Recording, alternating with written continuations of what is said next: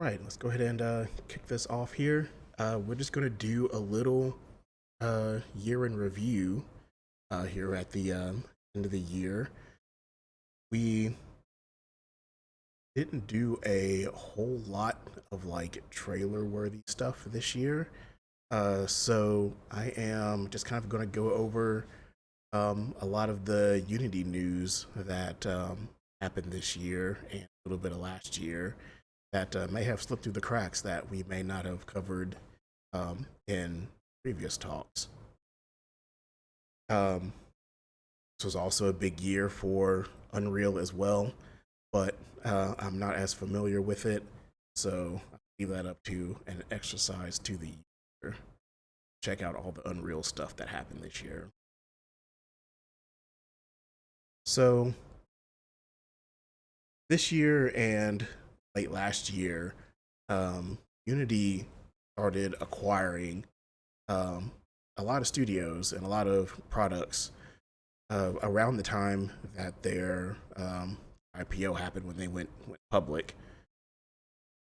And one of the ones that I forgot about was Parsec, which is a desktop streaming service that basically lets you share your screen with your team. This was used a lot in kind of the um, retro game community, I guess. Used Parsec a lot for online play, but Parsec's really cool. I haven't used it probably since the acquisition, but see, there is a site. It's not a free service,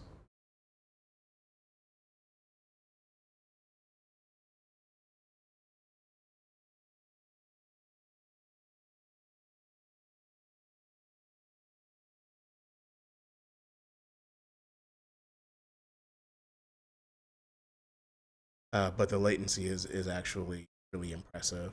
Um, for individuals, it is $8 per user per month, paid annually. I think that's about $100, right? Parts for teams, it's $30 per user. But yeah, it's basically desktop sharing, which is cool. It's not quite a placement for source control stuff, which is another thing we'll get to here. Unity bought Plastic SCM many years ago, but they finally ended up placing their old collab system. At the other thing that Unity got was Weta Digital. Remember them from such movies as Planet of the Apes, all that good stuff. What Weta Digital gives Unity is more of the virtual production space. So face capture, um, they released some of their hair tools as well. We'll look at that in a little bit. And their terrain um, generation software. Not all of it has been kind of released yet, but it will. All of it will end up getting released like through the editor and other tools, plugins like from Maya, stuff like that. The actual like Weta movie production studio is still uh, that is not what Unity acquired. Unity just acquired the digital effects branch of it.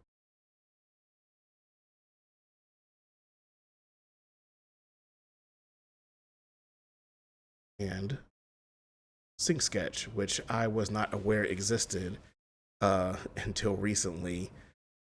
This is also a collaboration tool, but this one is more specializing in artists and VFX. So this would be um, you could share a site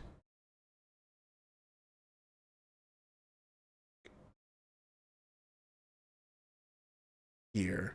So you can basically like annotate timelines and in real time, basically for animations or model viewing, things of that nature. This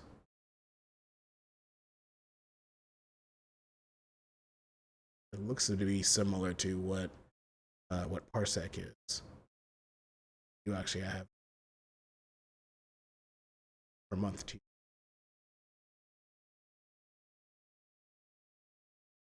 I guess they have a free. This one is yeah,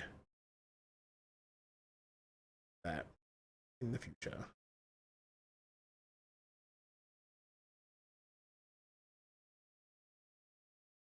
So now we can get to this year, and early in January they completed Ziva acquisition here. They do face tracking and also 3D modeling, like um, this character musculature for animals and people as well. Their Ziva face tool, what is it called?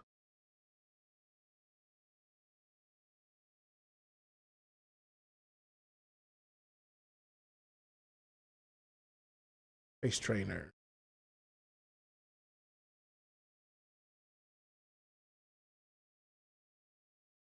So this is another thing that is also basically for movie production. Assets. This was used for their enemies demo, tech demo that they released earlier this year as well. I don't see. So,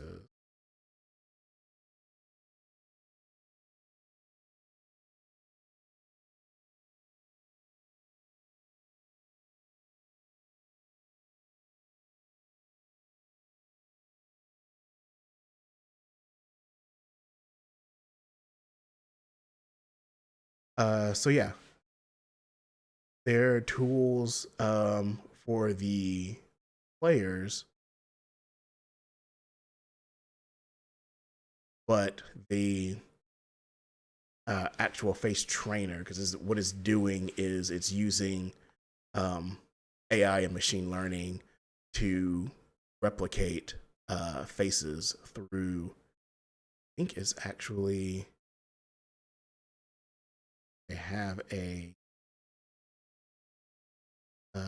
yeah, there's AR kit integration as well, so you can like a video from an iPhone and transfer it into an actual model for like face capture.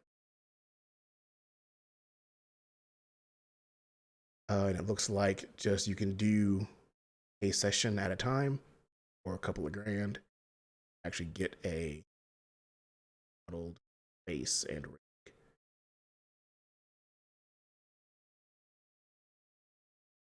When they talked about the enemies demo,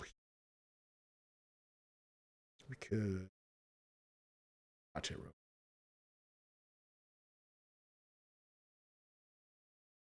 They also released this as well around July ish. No, they released this during where you can actually scrub through and actually play this in editor. They also did their hair system, which is a strand based uh, simulation system that uses can use alembic models, which is what you can export from Unity from Blender, which is really cool. I played with that a little bit a couple of weeks ago, and it works really well. We'll watch it here.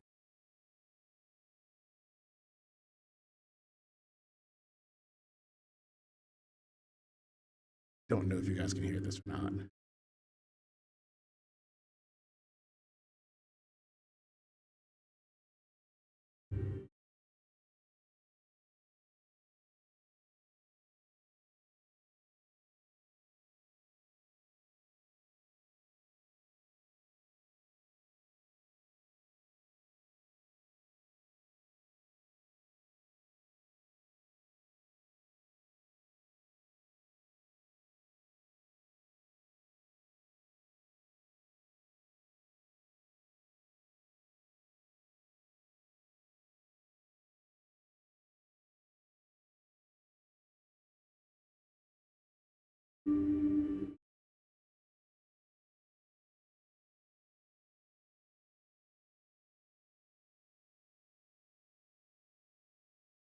I have in my head everything that anyone has ever known.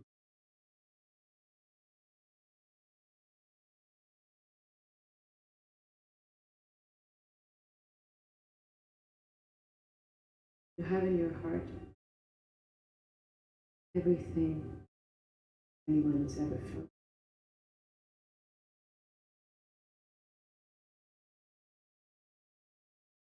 Oh, it's given only to those who dare to lower themselves and pick it up.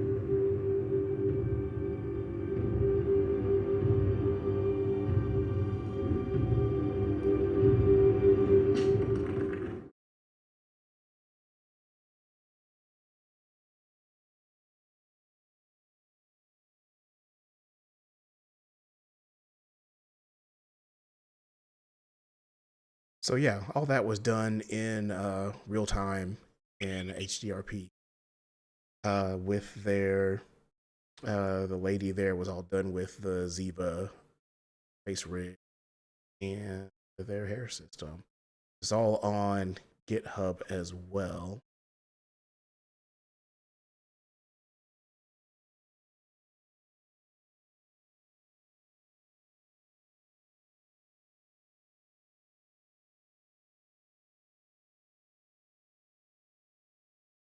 That's what they released. They just released the executable downloaded.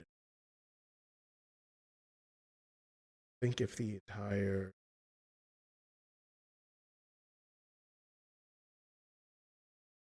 the hair solution is on GitHub.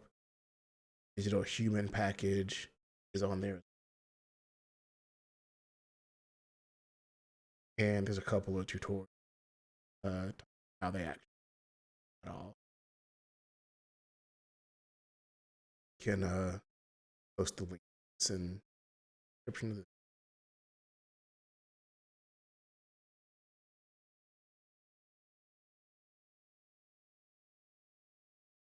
So the other thing they did, which caused a fair bit of controversy, was their merger with Iron Source. Iron Source is a ad tech company um, that Unity is going to use to bolster their ad business. This caused a lot of controversy because Iron Source had some known malware, adware, um, software about 5 or 6 years ago. They released it, but they spun it out and sold that part of the business. Um, so that's actually not part of what Unity bought merged with them. So we'll see whatever comes with that. But yeah, we'll kind of their minds when it's kind of and not in a good. And I guess the last bit of news is Microsoft made or Unity and Microsoft kind of have a cloud service deal to use Azure for Unity's kind of backend services, which we'll talk about with some of the releases that came out. All their stuff on the back end will be using Microsoft's servers instead of. I think they were partnered with Google before this, with Google Cloud. So yeah, it's exciting, but it is it's a thing. We talked about the tech demo that released. There was also a AR companion app that I did not know actually existed.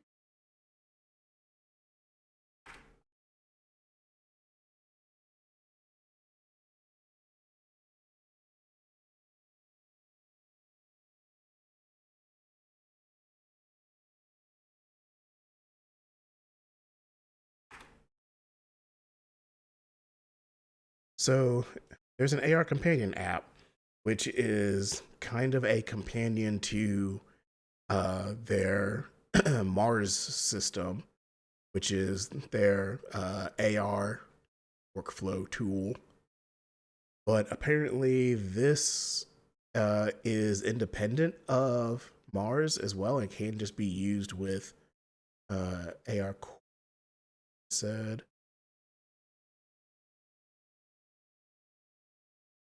I actually just saw this the other day, so I haven't actually installed it yet. Um, but it looks like you can still use it outside of their Mars system, which is kind of expensive. Forget how much it actually is, but it does say it works regardless of license. So yeah, I'll probably check this out as well because they.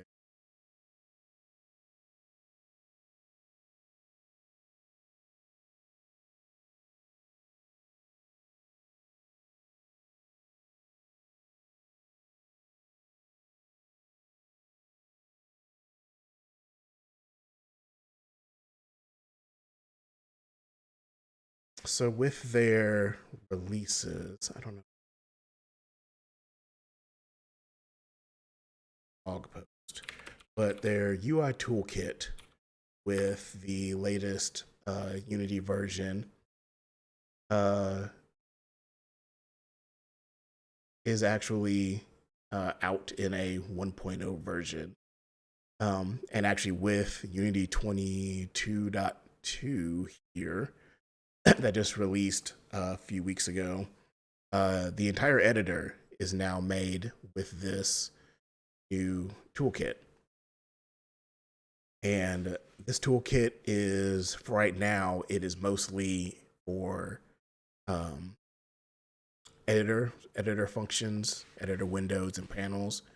But it uses a kind of web style CSS XML workflow, which is pretty neat.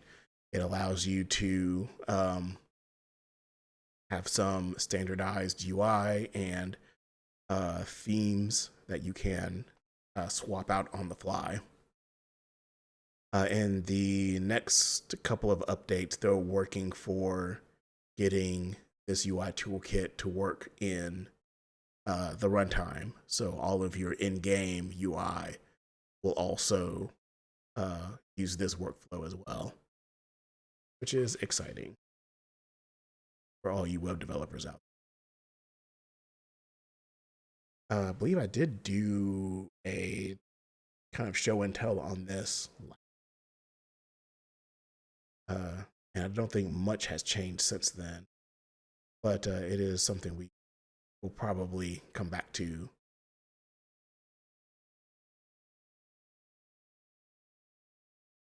Uh, Unity Game Services was a big thing as well. That launched this year. And this is kind of a culmination of a lot of different services that Unity has had around for a while now. But these are all kind of back end live ops services and also analytics and ads and player services that basically help you run your game after your game has been released. We've done extensive multiplayer talks and tutorials, as well as actually some of our popular videos this year. We'll look into that. I'll show y'all the YouTube analytics. But we can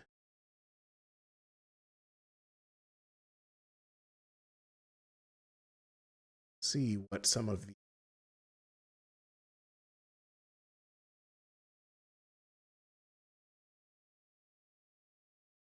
big list of these somewhere.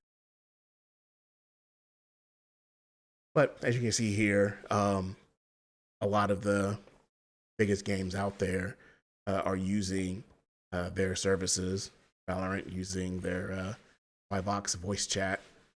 Among Us is using the multiplayer server hosting. I think Apex Legends uses their server hosting as well. So a lot of these are even game engine agnostic. You don't have to use Unity to use these services.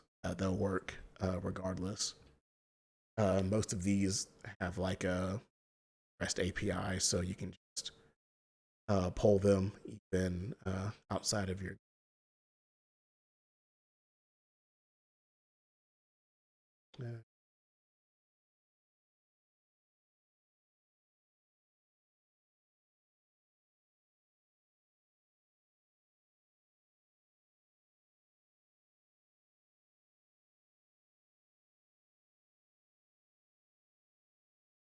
About code a lot.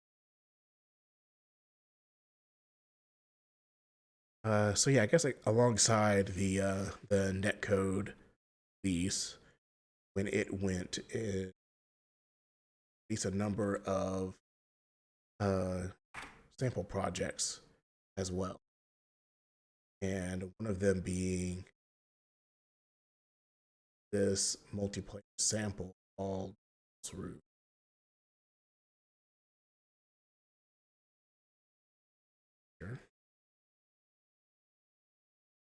This is the GitHub repo for samples, and Boss Room is kind of a I would say a production style sample of the various multiplayer services. So this was using the relay service, the lobby system. It's all done in netcode. And I guess it is platform as well. It's not really a learning project, but if you want to see how a full large scale, not scale, but a full team studio would kind of architect their game around netcode, this would be something to look at. And they just recently updated a lot of the documentation here, so it's a bit easy to go through, but it is a lot better documented than it.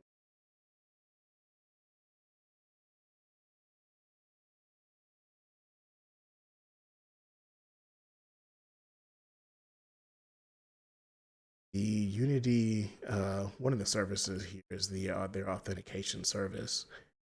This is something that we will look more into in the future because they are doing friends and like friends lists and guilds and stuff like that. So player accounts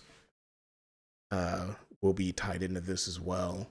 Right now, it's just using third-party authentication like Google and Facebook, Apple authentication to sign in services.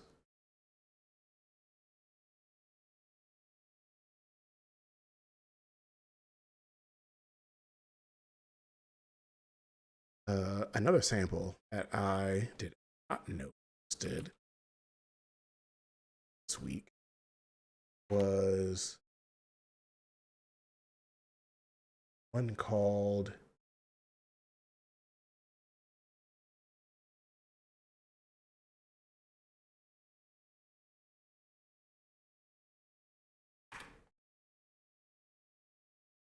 and this is kind of a live game services example that uses the cloud content delivery and addressables to do like DLC and uh, seasonal content, Christmas stuff, or whatever. I don't know if this has battle pass and loot box stuff, but that is something you can do with the other services like cloud storage and their cloud code system. Addressables is super neat for it's their new, I guess new, it's been around for a couple of years, way of doing asset bundles, which will help keep your app sizes low.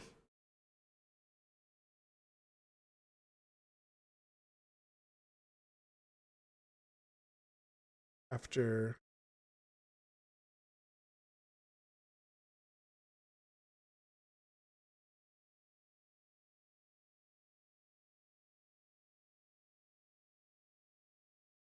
guy sample, which I think, remember right, the team that actually did this sample was part of that happened. It's back.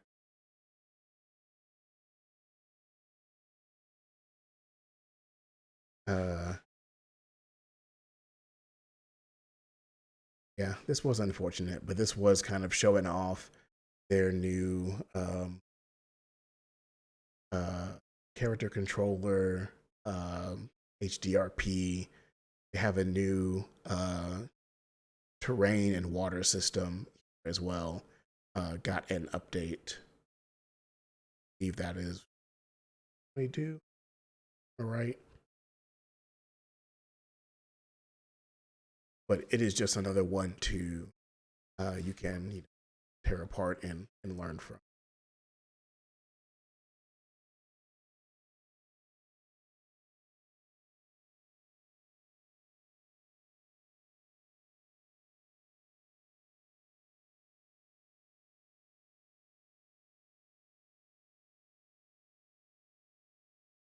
I talked a bit about plastic SCM, and this is basically Unity's source control now. Before we had Collab, which was Git based,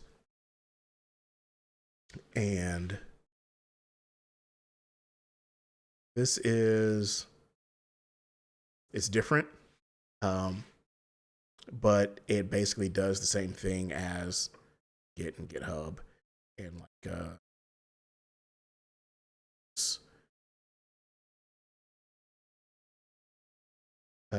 yeah, Perforce and Subversion.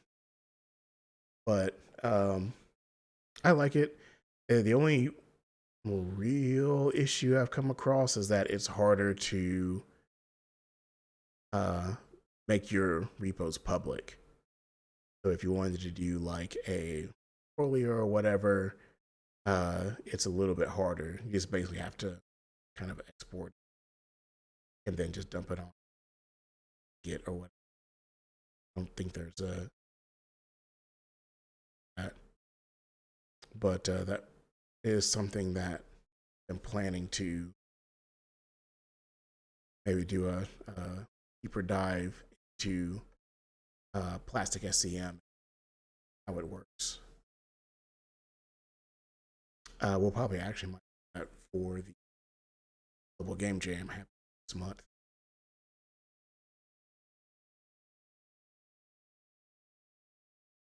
So yeah, this is like fully replaced collab in the editor as well. So it's all built in. Super nice.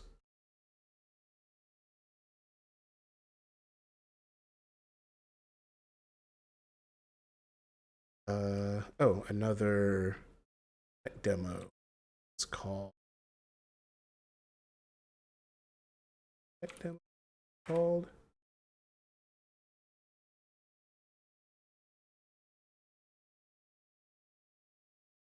We'll watch it short. This is also done with what a digital.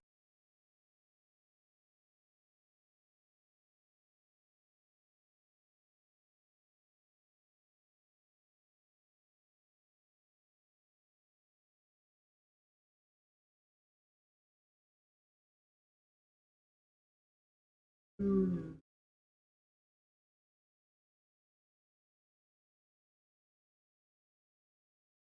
Oh yeah, it's short. But yeah, it just showcasing the different. I think that's also the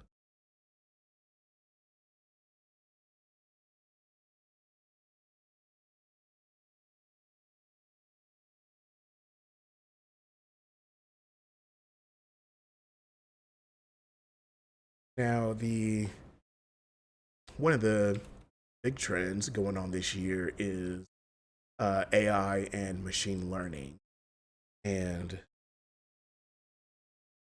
Unity kind of has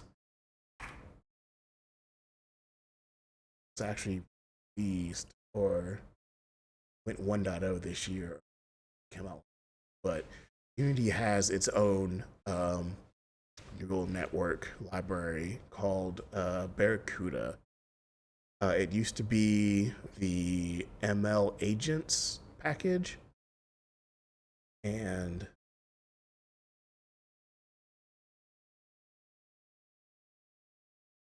yeah,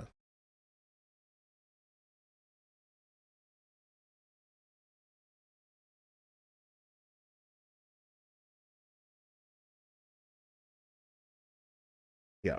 So what this will do is this will run in real time.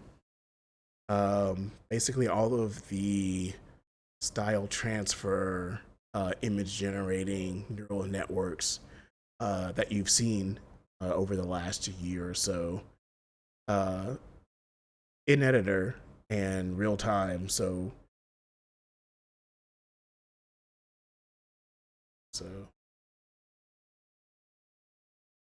what this will do style transfers on your scene view in game. Really cool.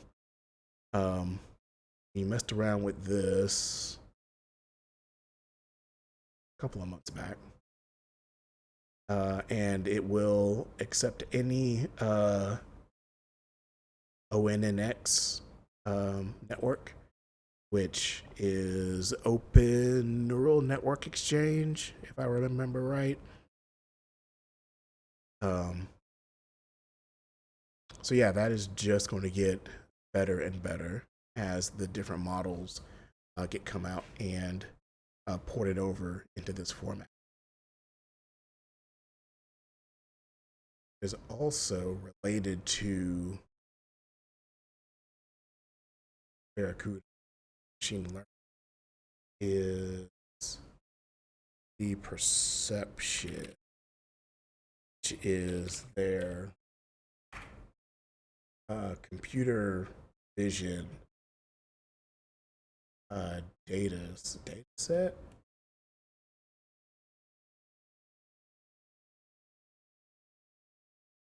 Yep.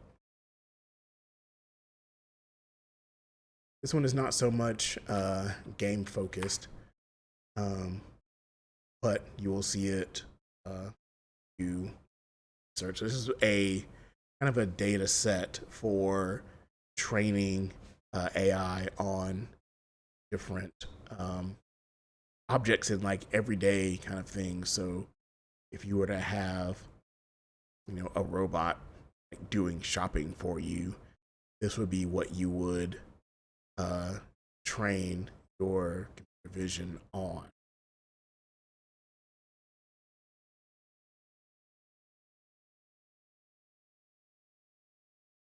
So basically, what you would do is you populate your scene with all this random stuff here, and then you see how.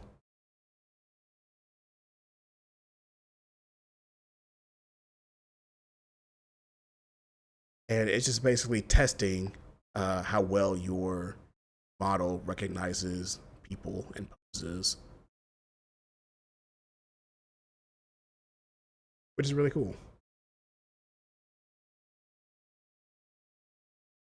Eventually, this will get to the point where you can start doing motion capture and things like this just from videos.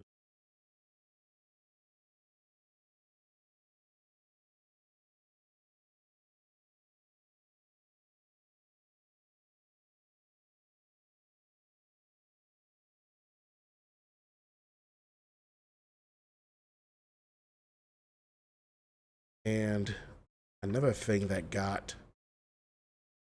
updated this year, as apparently this has been around for a while as well. This is Unity Art Engine. And Art Engine is, I guess, a tool for photogrammetry. So this will take scans and high definition photos of a location, and it will generate all of your like normal maps. And I don't know if it actually does.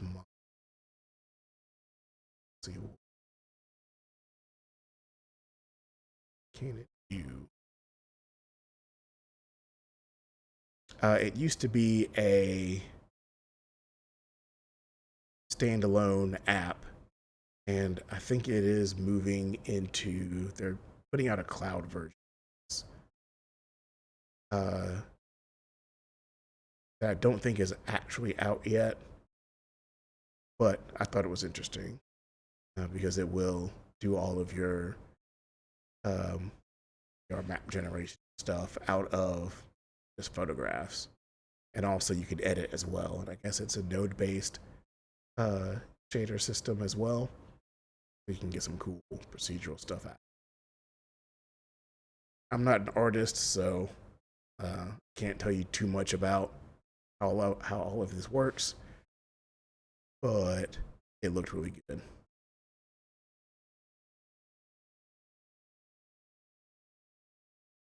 And I guess the final thing for releases is ECS. ECS part of DOTS for Unity got a 1.0 release with this last Unity 22.2 editor update.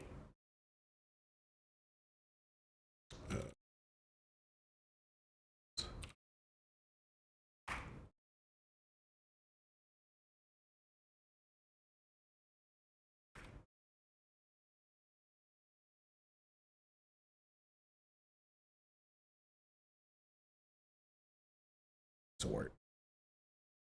So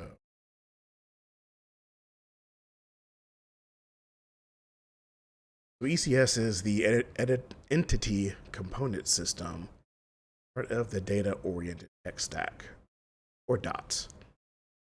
What this does is basically lets you massively parallel process data on a wide scale. So you can have 10,000, 100,000 objects in your scene and still get 60 frames per second. They've released a lot of sample projects as well. A lot of editor changes are coming along with this. There is a entity components inspector, frame debugger, all of that good stuff. There are other channels out there that will go deeper into the ECS system and how that works. Um, it's a different system than how mono behaviors and game objects generally works. So you kind of have to wrap your mind around the difference between data and systems. Um, and ultimately, you make better code, um, more efficient code when you use this kind of style for component entity components. But it is a learning curve. Eventually, they will probably end up running CS in the background, and your day to day editor life will probably still end up being in game objects. They'll just end up getting converted into components and systems on the back end. A lot of the systems already do this, like the netcode, their transport system is all done in jobs. Your animation and stuff is going to end up being all jobs. Physics is going to be that as well. So hopefully by the end of all this, we won't even see a difference, but we will notice frame rate difference.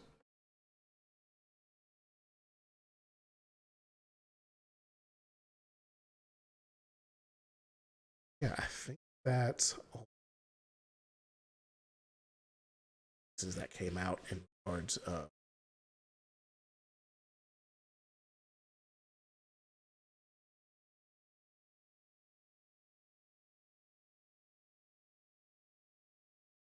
I guess what I wanted to kind of end on is kind of the different games that have come out. Um, I know they always say during the Unite keynote that like it is being used by 30% more games this year than last year, which is a lot, especially when he's talking about mobile. I think over 50% of all mobile games uh, are done in Unity. But let's see, they have a couple of short.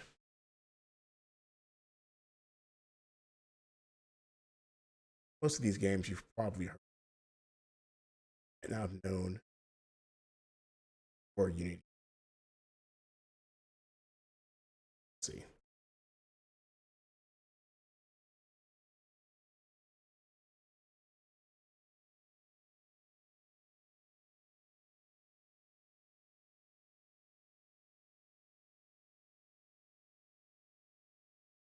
we'll do this. It's probably about 5-ish minutes. Then we will look at our channel analytics. Let's talk about what. Sure.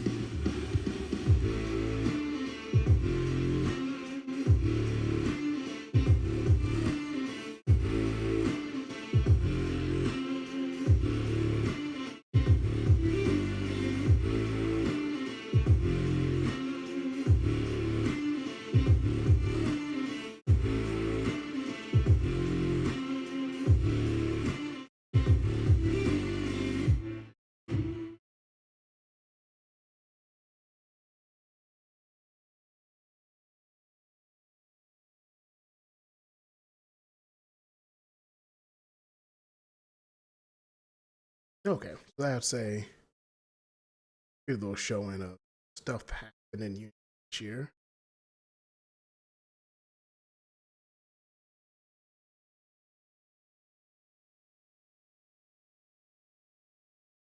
What's happened to us?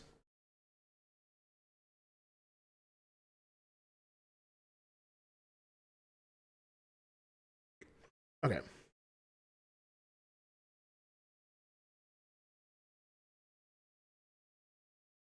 All right, so this is our YouTube analytics for the last year.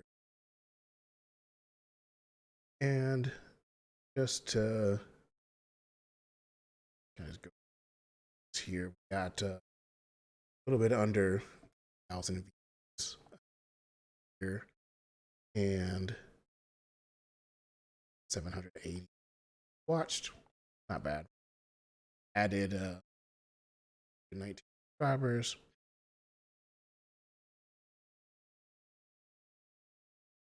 To look at is just top content. The top video continues to be the Horizon Zero Dawn cosplay. That took a little shot of back when we went to E3 in 17.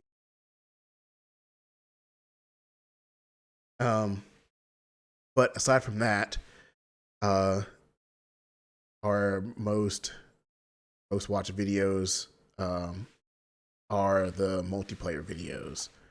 A lot of people really responded well to those, and I guess because there's not a whole lot of tutorials and videos on it just yet, considering it just kind of went fully live this year, compared to stuff like Mirror and Photon. They have years and years of tutorials out there, but not a lot from Unity's own stuff. So I don't know if we're going to just continue focusing on multiplayer stuff. If we start to just become a netcode channel, but beyond that, our intro to stuff is usually some of the better watched videos that we have. All of the average view durations are pretty low, 5 minutes at the most. So I don't know what that says about YouTube viewers or whatnot, but I know YouTube's been pushing shorts a lot lately, so this is probably why. So we might start doing more short form content. I don't know. Depends on what you guys can come up with. Yeah,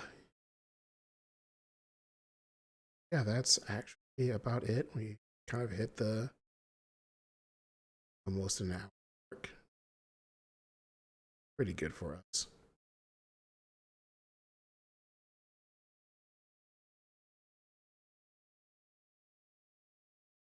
That's it.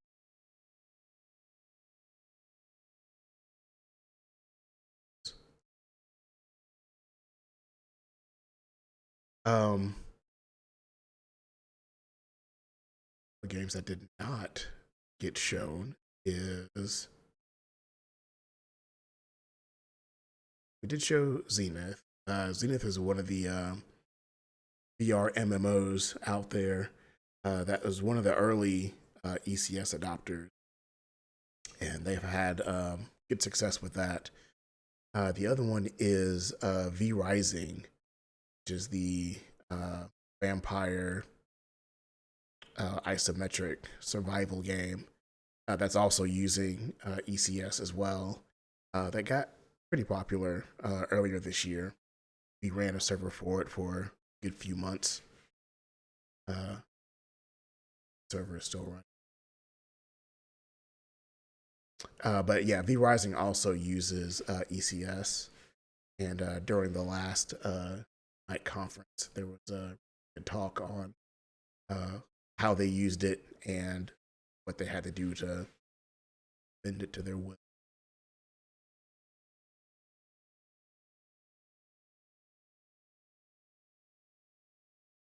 And yeah, the other one I think is Among Us VR got announced recently. I don't, but that's another thing that it is. That will be fun with that.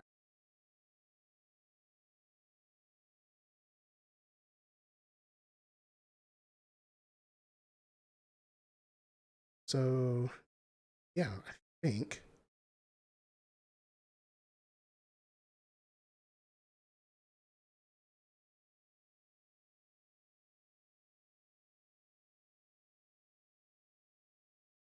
oh, that's it.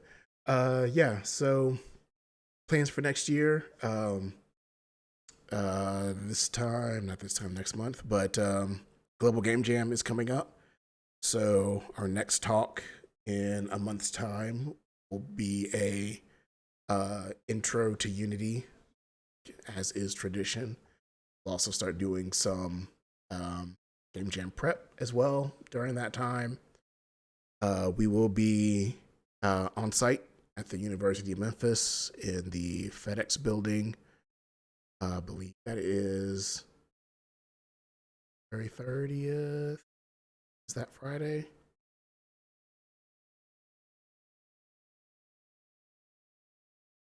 No, it is going to be.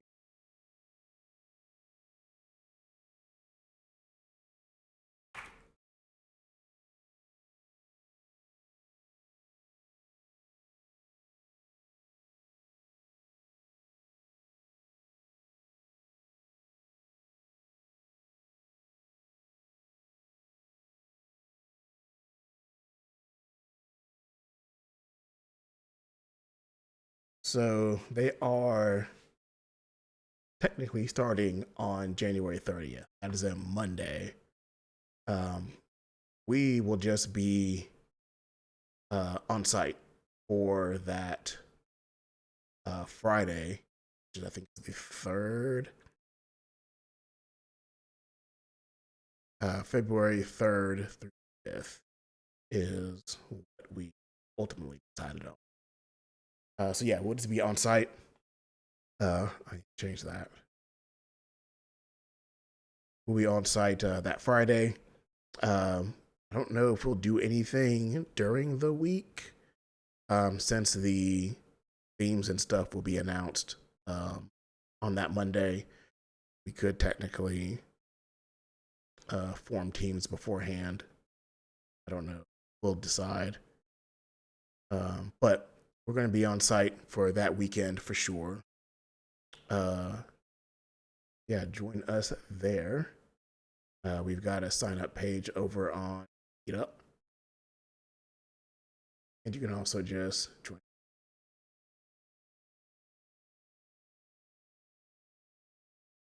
And outside of that, that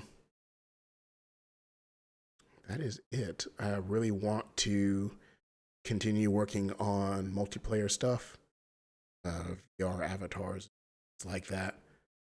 So see how all that goes. But yeah, it was a good year. It was kind of a rebuilding back from the pandemic kind of year. Hopefully, we'll come out of this.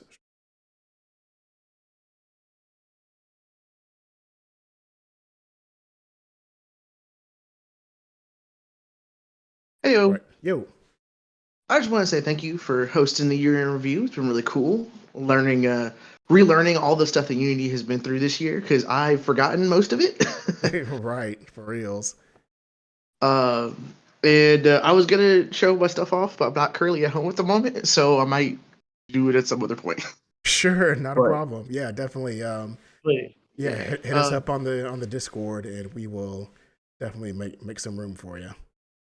Thanks, man. I honestly I know I've been lurking for the majority of the last 2 years, so I just want to say that it's been really awesome to have this community around.